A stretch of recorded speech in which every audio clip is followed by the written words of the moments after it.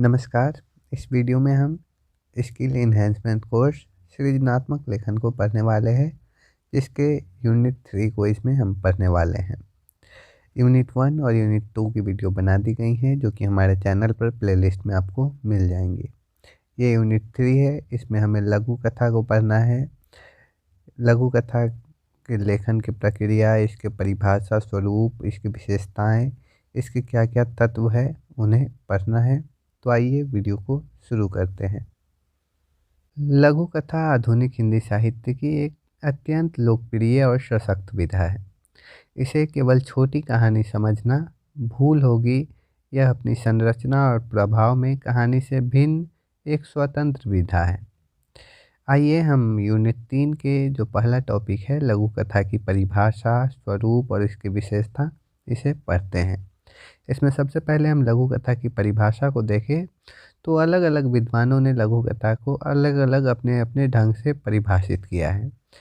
इसकी एक सामान्य परिभाषा अगर हम कहें तो हम कह सकते हैं कि लघु कथा वह गद्यात्मक रचना है जो आकार में अत्यंत लघु होती है और जिसका उद्देश्य किसी एक क्षण, संवेदना या विचार को तीक्ष्णता के साथ यानी चोट के साथ प्रस्तुत करना होता है।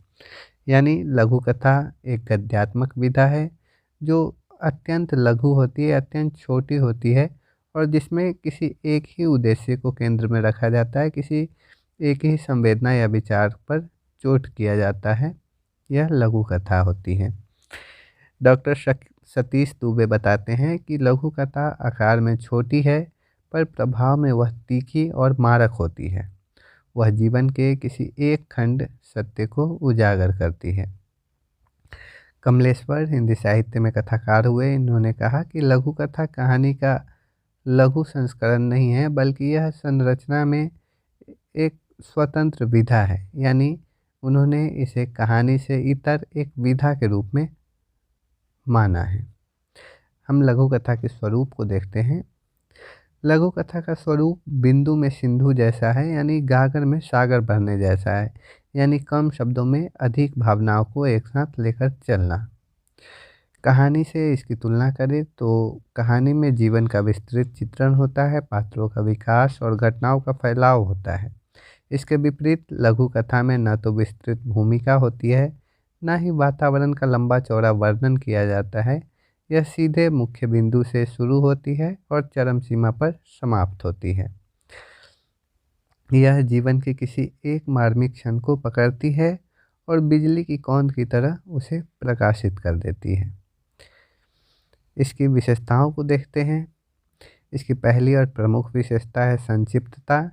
यानी यह लघु कथा का प्राण तत्व है। इसमें अनावश्यक शब्दों और विवरणों के लिए कोई स्थान नहीं होता। दूसरी विशेषता है एकल प्रभाव। यानी लघु कथा पढ़ने के बाद पाठक के मन पर एक ही गहरा प्रभाव पड़ना चाहिए। तीसरी विशेषता है सांकेतिकता। यानी लघु कथा पूरी बात कहने के बजाय इशारा करती है, पाठक को स्वयं उस संकेत को समझना होता है। चौथी विशेषता है तीखापन या व्यंग।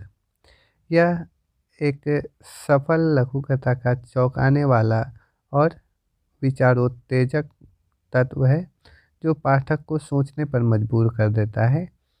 इसमें तीखा व्यंग प्रस्तुत किया जाता है। यह इसकी चौथी विशेषता है। अब हम दूसरे टॉपिक को देखें, जो कि हमारा लघु कथा के तत्व, जिसमें हमें कथानक, चरित्र चित्रण, संवाद और भाषा शैली को पढ़ना है। तो आइए बारी बारी से इसे पढ़ते हैं। कथानक को देखें तो कथानक का स्वरूप एक रेखीय होता है। लघु कथा में कथानक का स्वरूप एक रेखीय होता है और उपकथाओं की गुंजाइश नहीं होती। यानी इसमें एक ही घटना कथा में होती है, साथ में एक समानांतर दो घटनाएं या उपकथा नहीं चलती है। इसमें एक ही घटना होती है, छोटी घटना होती है। इसकी बनावट की बात करें तो इसका कथानक सीधे मध्य से शुरू होता है। यानी इसमें कोई भूमिका नहीं बांधी जाती। कथानक सीधे चरम पे पहुंचता है, मध्य से शुरू होता है और कथानक ऐसा होना चाहिए जो अंत में एक विस्फोट की तरह खुले। यानी अंत में वह चोट की तरह प्रहार करे, व्यंग के माध्यम से। तो इस प्रकार इसकी कथानक होती है। चरित्र चित्रण की बात करें तो इसमें सीमित पात्र होते हैं, क्योंकि ये छोटी कथा है तो इसमें कम पात्र होंगे, 1 या 2 पात्र होते हैं। और भीड़-भाड़ लघु कथा के प्रभाव को नष्ट कर देती है, इसलिए इसमें बहुत ही कम पात्र होते हैं जिनके माध्यम से लेखक अपने विचार को प्रस्तुत करता है। इसमें प्रतीकात्मक पात्रों का प्रयोग किया जाता है, यानी पात्र अक्सर किसी वर्ग या मनोवृत्ति का प्रतिनिधित्व करते हैं। जैसे शोषक सेठ हो सकता है या फिर एक मजबूर मजदूर हो सकता है, जो कि पूरे समुदाय का प्रतीक के रूप में उस कथा में रहता है। लेखक पात्रों के रंग, रूप या इतिहास का वर्णन नहीं करता, बल्कि उनके कृत्य से उसके चरित्र को उजागर करता है, यानी उसके क्रियाकलापों द्वारा उसके चरित्र को बताता है। इसके बाद इसका तीसरा तत्व है संवाद। संवाद संक्षिप्त और चुटीले होते हैं, यानी संवाद बेहद नपे-तुले होने चाहिए, ज़्यादा संवाद नहीं होता, क्योंकि ये छोटी कहानी होती है।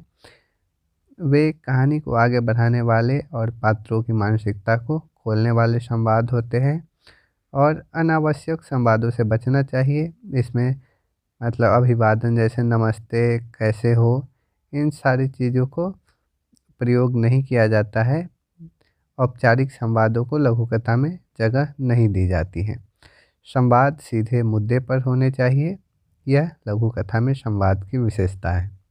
फिर भाषा शैली जो इसके अंतिम तत्व है, इसमें भाषा सरल और सुबोध आम बोलचाल की होनी चाहिए। कोई संस्कृत निष्ठ या कठिन भाषा का प्रयोग लघु कथा में नहीं किया जाता है। इसे अगर जटिल भाषा का प्रयोग किया जाए तो कथा पाठक तक अपने भावों को पहुंचाने में समर्थ नहीं हो सकेगी, उसमें अवरोध उत्पन्न होगा। इसकी शैली की बात की जाए तो लघु कथा में व्यंग्यात्मक शैली का सबसे अधिक प्रभावी प्रयोग किया जाता है। इसके अलावा भावनात्मक या विवरणात्मक शैली का भी प्रयोग हो सकता है। मुहावरों और लोकोक्तियों का प्रयोग भाषा की कसावट को और अधिक प्रभावी बनाता है। इसके बाद इस यूनिट का अंतिम टॉपिक है, जिसमें हमें लघु कथा लिखने की प्रक्रिया को समझना है।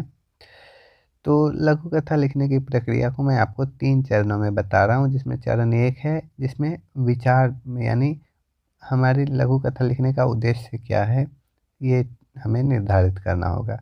सबसे पहले एक विचार, घटना या दृश्य चुनें जो आपको उद्वेलित करता हो। यह कोई सामाजिक विसंगति हो सकती है, मानवीय संवेदना या फिर व्यंग हो सकता है।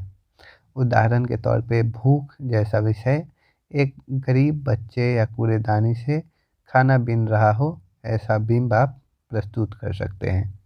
दूसरा चरण है इसके अनावश्यक छँटाई, यानी लघु कथा लघु होते हैं यानी छोटे होते हैं, तो इसमें अनावश्यक चीज़ों को हटा देना है, उसमें अनावश्यक चीज़ों का ज़्यादा वर्णन ना हो, ये आपको ध्यान रखना है। कहानी की तरह भूमिका नहीं बांधी जानी चाहिए, इसमें सीधे मध्य से कथानक का आरंभ होगा। जैसे उदाहरण के तौर पे, एक बार एक शहर में राम नाम का लड़का था, तो इस तरह से भूमिका न बनाई जाए, यह ज़्यादा समय लेती है और ज़्यादा कहानी को विस्तृत रूप में इसका अनावश्यक विस्तार देती है कथा को। फिर इसमें सीधे घटनाओं का वर्णन किया जाना चाहिए। जैसे स्टार्टिंग में ही हम लिखते हैं, कूड़ेदान के पास कुत्तों और रामू में रोटी के लिए छीना झपटी हो रही थी। यानी हमें ये नहीं, स्टार्टिंग में भूमिका नहीं बांधनी है कि रामू गरीब लड़का है ये वो। डायरेक्ट मध्य से कहानी का आरंभ होगा और फिर चरम पर पहुंचेगा और फिर क्लाइमैक्स के बाद अंत हो जाएगा। तो तीसरा चरण है अंत, यानी क्लाइमैक्स। लघु कथा का अंत सबसे महत्वपूर्ण माना जाता है, इसे पंच लाइन कहा जाता है। अंत में ऐसा हो जो पूरी कहानी का अर्थ बदल दे या पाठक को झकझोर दे। अंत में उपदेश देने से बचा जाना चाहिए, इसमें प्रहार, व्यंग्यात्मक प्रहार किया जाता है। तो इस तरह से कुछ ऐसा मतलब होना चाहिए जो पूरी कथा के निचोड़ के रूप में पाठक को उद्वेलित करे, उसकी भावनाओं को, इस तरह का अंत उसमें होना चाहिए। अंत में उपदेश देने के बजाय घटना को ही बोलने दें, यानी उसमें घटनाओं के माध्यम से ही अर्थ स्पष्ट होना चाहिए, अलग से उपदेश देने की आवश्यकता ना पड़े। यहाँ पे एक उदाहरण दिया गया है जिसमें एक कथा है, तो आप इसे पढ़ सकते हैं। इसके बाद हम लघु कथा लिखने के लिए कुछ टिप्स की बात करें तो इसमें पहला शीर्षक बहुत छोटा और आकर्षक हो, जो उत्सुकता जगाए कि आखिर ये क्या लिखा जा रहा है, क्या बात है इसमें। पाठक को उत्सुकता पाठक के अंदर होनी चाहिए, जो कि शीर्षक से ही वो ज़्यादा उत्सुक हो कि इसका अर्थ क्या है। फिर इसमें शब्द सीमा 100 से 200 शब्दों के बीच में लिखी जानी चाहिए, ज़्यादा लंबी ना हो कथा।